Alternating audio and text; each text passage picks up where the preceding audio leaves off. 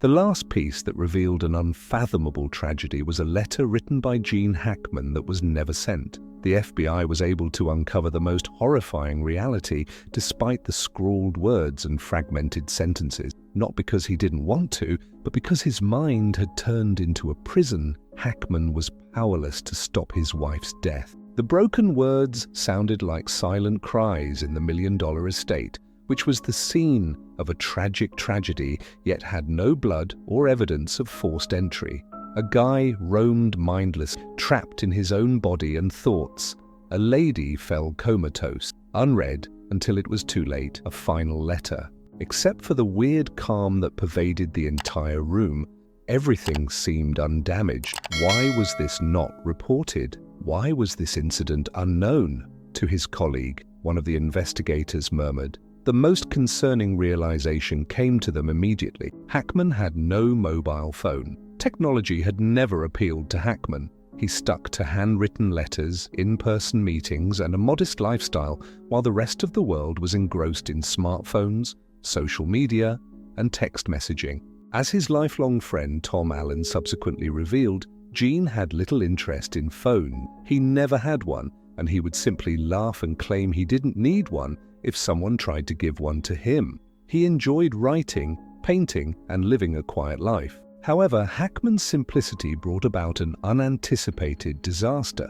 It is possible that Hackman was unaware of the seriousness of his wife's health following Betsy's event on February 11th. He may have been utterly ignorant of what was going on, or he may have attempted to assist her. Hackman, who had late-stage Alzheimer's, lived in a fuzzy world where events and time may mix together. The past could be the present, and the present could go into oblivion. A simple text message, emergency call, or even the wrong number may have made all the difference if Hackman had a phone. But time went unnoticed in that seclusion. The police started to piece together what had happened. On February 11th, Betsy had sent an email to a friend, but she had not been seen since. After 5:15 p.m., she didn't show up anywhere, didn't send messages, and didn't open email that day. Hackman's colleagues and business associates also observed an unusual stillness in the days that followed. "I texted Gene," recalled Doug Lanham. No answer. "I assumed he was sleeping or painting somewhere when I contacted him, but I knew he didn't have a phone. But I became increasingly concerned as the days passed. Betsy did not respond to email. Without anybody outside noticing, the lives of this well-known couple appeared to have frozen in time. However, there was one last indication, a subtle warning that nobody noticed until it was too late. On his desk was a letter in Hackman's scrawled handwriting. The letter lacked a recipient's address and was incomplete. It resembled Hackman's monologue, a last-ditch effort to document what he was seeing, but not entirely comprehending. Did he know his wife was gone, the detectives wondered? Did he realize how alone he was? Was this letter an appeal for assistance that he was never able to send? Regardless of the response, this letter posed a more significant query. Finally, that letter stated it all. Isolated from the bustle of the contemporary world, Santa Fe, New Mexico, is a serene place where tranquil mansions are embraced by far-off mountains. On a winter afternoon, the natural peacefulness of Gene Hackman's $3.8 million home, which had mud walls and windows that looked out over the wide sky, turned into an eerie quiet. What actually transpired during the last days of Gene Hackman's life? Unseen and silent, a catastrophe occurred, and nobody stepped in to stop it. Then, when the last doors opened, there were only the strewn remnants of an incomplete tale. It was a typical day in Santa Fe on February 11th. Winds were sweeping through New Mexico's distinctive red dirt roads, and the weather was cold. With an uneventful itinerary that included going to the farmer's market, buying pet food, and coming home in the afternoon, Betsy Arakawa left home early in the morning. A day of simplicity and tranquility. The fact that they were her last remnants in this world seemed unthinkable. 9 a.m. farmer's market in Santa Fe. Betsy frequently purchased fresh food for her family at the farmer's market, where she drove her silver Lexus. The 61-year-old woman, who was usually dressed simply yet elegantly, was well known to the sellers here. According to Nancy Wells, a friend of hers who was also present at the market that day, Betsy appeared entirely normal. She took up some apples and some green and grinned at everyone. She simply chuckled and replied that Gene enjoyed her vegetable soup when I made fun of him for not eating veggies. There was nothing out of the ordinary, no indication that this would be her final visit to this market. 11:30 a.m. Pet shop. Betsy made a stop at a tiny pet shop close to Santa Fe's downtown. She was constantly worried about the food of her family's 2 golden retrievers. Later, the store clerk recalled that Betsy purchased a bag of high-quality food and some sweets. She inquired about a novel food. She always had her pets on her mind. She was still a good woman who cared about everything around her. Nothing unusual. These were ordinary actions. But that's exactly what made her absence so odd. Someone going about their everyday life and then abruptly vanishing without a trace. 5:15 p.m. Go back to your house. The silver Lexus came to a halt before the gate of the mansion. Nothing unusual was captured by the local security cameras. There were no indications of forced entry, and no one was lingering close. After opening the door and carrying the goods inside, Betsy stopped communicating with her altogether. 6:30 p.m. Betsy received an email from a friend on February 12th, inviting her to a small art exhibition that was taking place over the weekend. No answer. A close neighbor texted her to see how she was doing on February 14th. A close friend of the Hackman family called the Santa Fe police on February 26th. The actor's longtime buddy, Doug Lanham, had been attempting to reach him for days without receiving a response. This was not like the norm. No response. Since her purchase at the farmer's market, Betsy's bank account had not shown any transactions as of February 16th. She was gone. The following days were silent, but no one suspected anything right away because Betsy and Gene Hackman had a very alone life. The pair wanted to enjoy some alone time, according to their acquaintance. Nobody was aware that a tragedy had occurred within that peaceful home. There were no indications that Betsy had been harmed when the police discovered her death in the restroom on February 26th. There were no broken doors, objects moved, blood, wounds, or indications of struggle, just her body, laying there as though she had just passed out. When she came home on February 11th, the coroner concluded that she had died around 2 weeks prior to her discovery. However, everyone was genuinely horrified to learn the cause of her death. Betsy didn't die from any natural cause that a 61-year-old might have, such as heart disease or stroke. She passed away with hantavirus pulmonary syndrome, an uncommon but deadly illness spread by rodent urine and excrement. One harmful virus that can cause severe respiratory distress syndrome is hantavirus. It is transferred by direct contact with the urine and saliva of rodents or by breathing in dust particles contaminated with the virus from their droppings. The sickness had advanced quickly, resulting in significant lung damage within hours, and the coroner discovered signs of hantavirus in Betsy's respiratory system. According to medical experts, she may have gotten the sickness in the days leading up to her death, possibly while gardening or cleaning the storage area, and unintentionally coming into contact with mouse droppings. The alarming part, though, is that this illness cannot show obvious symptoms until it's too late. Betsy may have thought it was simply an ordinary cold when she felt ill and went home. She may have gone to the restroom, experienced dyspnea, and then found herself unable to telephone for assistance. There was nobody to assist her.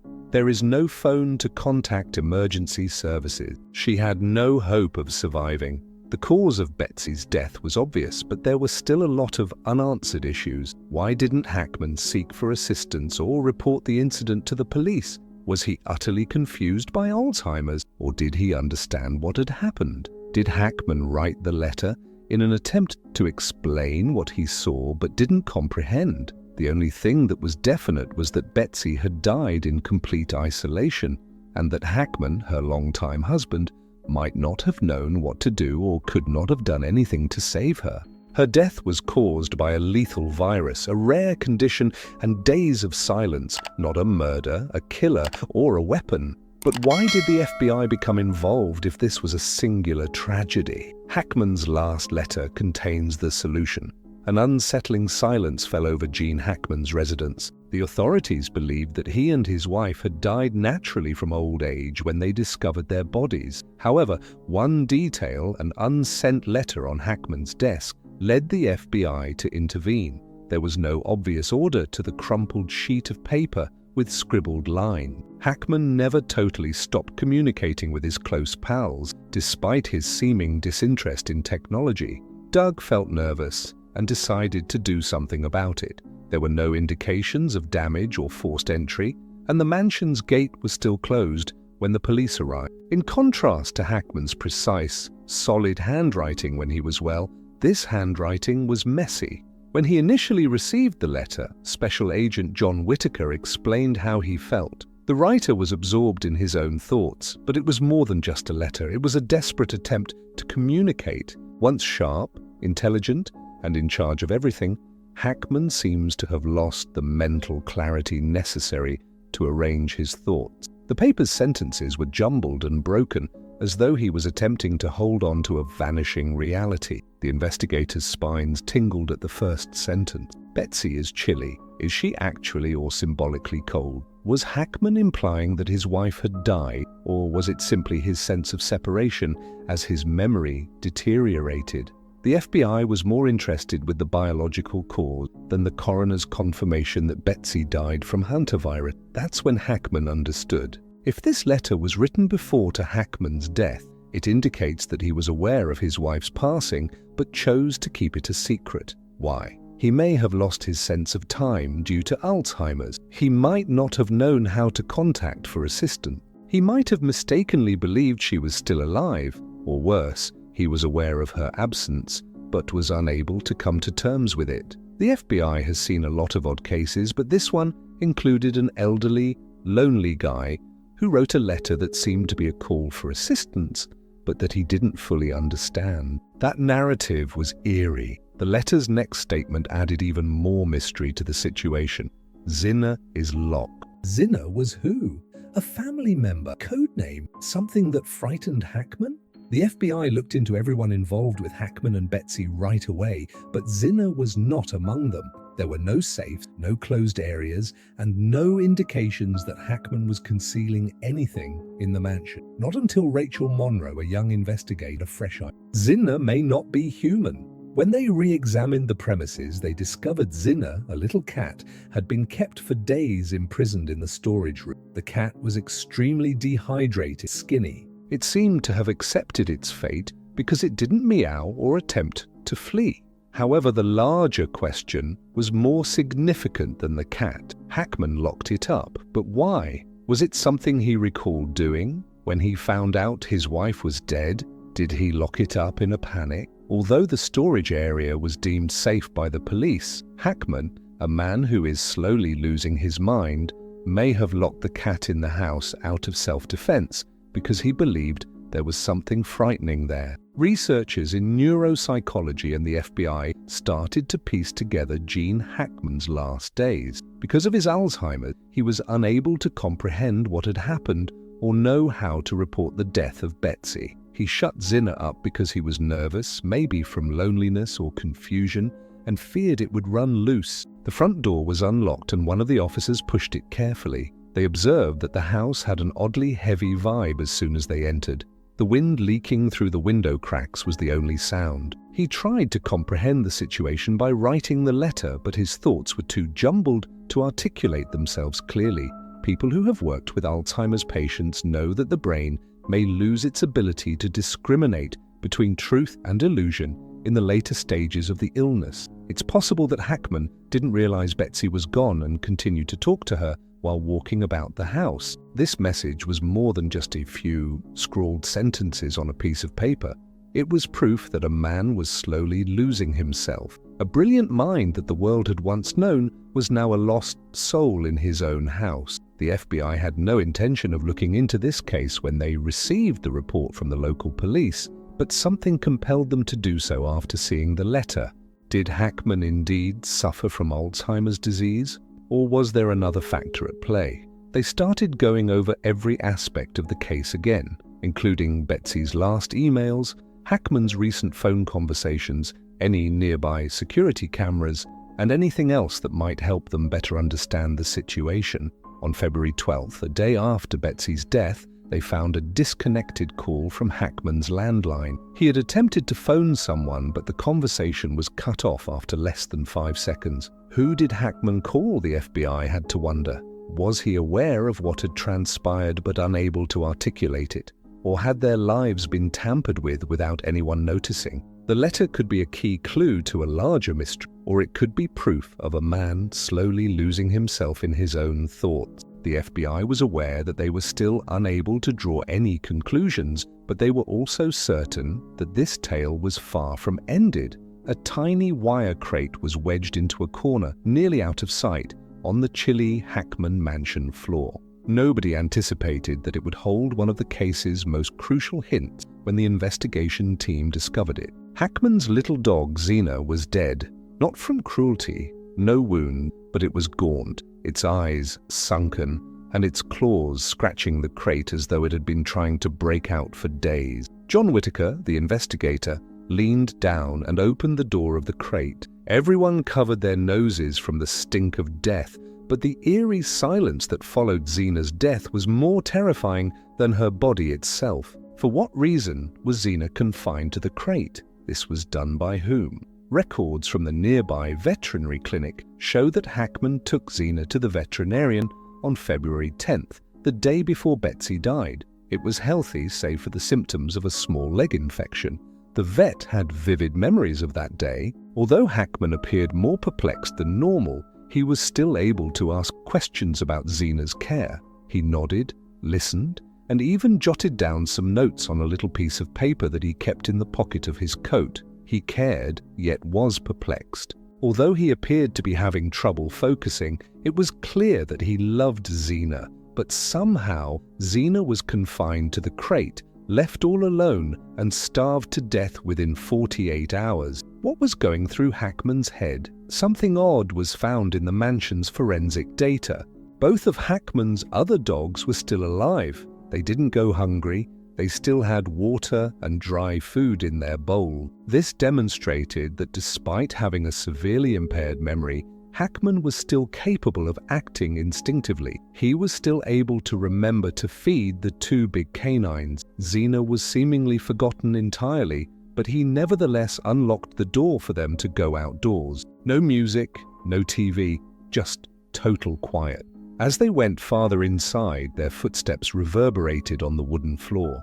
No indication of a battle was present. The most hazardous form of late-stage Alzheimer's disease is this one. Patients may carry out routine tasks without realizing it, but they are unable to recall them in novel circumstances, such as tending to a dog that has just been discharged from the hospital. Maybe Hackman took Xena home, placed it in the crate for protection, and then forgot it was there. He simply forgot Xena existed. He didn't purposefully starve her. Investigator Rachel Monroe had an unfathomable sadness as she gazed at Xena's remains in the small container. This dog was loved, but when the intellect fails you, love is insufficient. It's possible that Hackman petted Xena and then forgot why he had done it. He might have heard it scream for assistance, but he was at a loss for what to do in the confusion of his memories. The thing that haunts this case is not what Hackman did, but rather what he was unable to accomplish. Perhaps he was unaware that everything around him was slowly fading away, but he was unable to call for aid for his wife, recall locking Xena in the crate, or make the connection between the bits of his own memories. The FBI kept looking into it.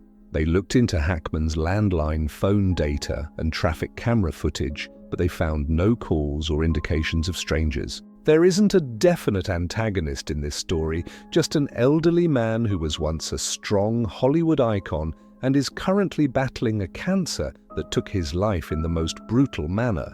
The forgotten puppy, the caged cat, and the unsent letter are all parts of a tragedy that Hackman was not aware of. However, a significant question remains unresolved. In Hackman's last days, was anyone else present? Because occasionally forgetfulness is not accidental, the FBI started to think about a more terrifying option that might fundamentally alter the way this case is perceived. On February 18th, there was an uncanny quiet in the mansion where Gene Hackman and his wife Betsy Arakawa, had formerly lived in harmony. No noise, no people entering or leaving, and no indications of life. The neighbors, accustomed to seeing a quiet but respectable Hackman and a kind Betsy with a charming smile, now only discussed in whispers the two individuals' unexplained departure.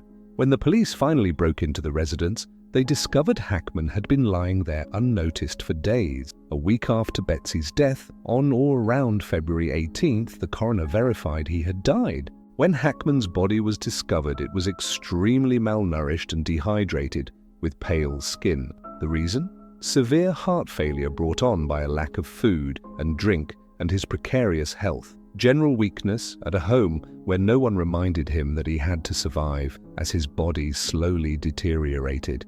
When the cops arrived at the mansion, they remained silent. No indication that Hackman made an attempt to contact anyone, no text, no emails, no call. He had likely been wandering for days based on the footprints found on the floor, but there were no indications that he had tried to exit the residence. The fact that the food was still intact despite the refrigerator being wide open showed that Hackman had forgotten that he needed to eat in order to survive. The most tragic discovery, however, was a crumpled piece of paper on the old wooden table where Betsy used to read books. From the books on the table to Hackman's incomplete paintings on the easel, everything appeared to be in one piece. However, something seemed out of the ordinary. An old cup of coffee sat on the kitchen counter, unfinished, as though someone had poured it and never come back. Just a few scrawled lines in shaky handwriting.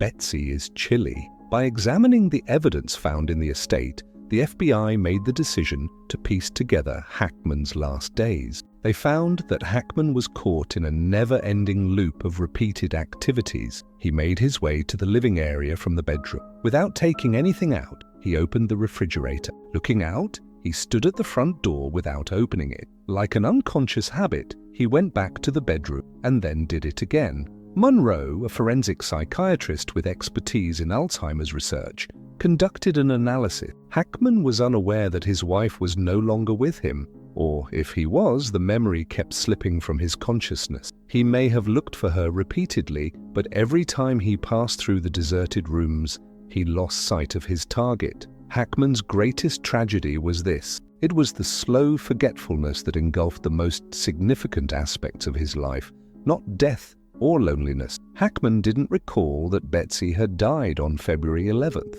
The FBI discovered that no one had entered or left the estate after February 11th when they looked through the local security cameras. This demonstrated that Hackman had remained there by himself, utterly confused by the passing of time. He had unwittingly survived, as evidenced by the signs in the house. There was still a full glass of water on the table. It's possible that he poured it, but neglected to sip it.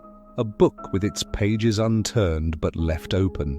An indication that someone is attempting to concentrate but is becoming disconnected from reality. Beside him, the landline rang, but it was unanswered. It's possible that Hackman neglected to call for assistance. What was left in the house told the story of a guy who slowly disappeared in his own thoughts, rather than the story of a death. The cops discovered a tiny piece of paper hidden within the book Hackman was reading when they were packing his possessions. Just one line, nothing more. Betsy is anticipating my arrival. When Hackman authored, that sentence is unknown. Maybe before Alzheimer's completely destroyed his memory. Maybe in the last second, when a fragment of Betsy's memory flashed like a dim light in the dense mist. Then Hackman was located. He had his cane and sunglasses next to him as he lay on the floor of a tiny room close to the kitchen.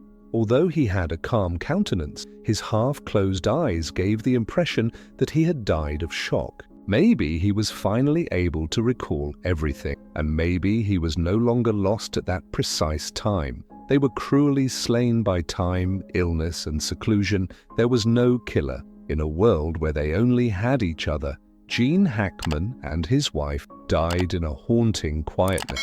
When one fell, the other also quietly disappeared. In addition to being the secret, Hackman's last letter served as a mirror reflecting a tragedy worse than any crime. Sometimes the fear of oblivion is greater than that of death, but the police officers were taken aback by more than that. In the restroom, Hackman's wife, Betsy Arakawa, was also lying still, just over 20 feet away. There were no indications of a struggle, violence, or intruders entering the house.